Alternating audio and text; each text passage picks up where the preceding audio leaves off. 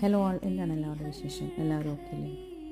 നമ്മുടെ ഈ റോസ് പ്രേമികളുടെയൊക്കെ ഏകദേശം എല്ലാ പേരുടെയും ഒരു സ്വപ്നമായിട്ട് നിലനിൽക്കുന്നു. ഇപ്പോഴും അത് എപ്പോഴെങ്കിലും വാങ്ങണം എന്ന് വിഷ് ലിസ്റ്റിലുള്ള ഒരു റോസാണ് നമ്മുടെ അന്ന ഡുപ്രി റോസ്.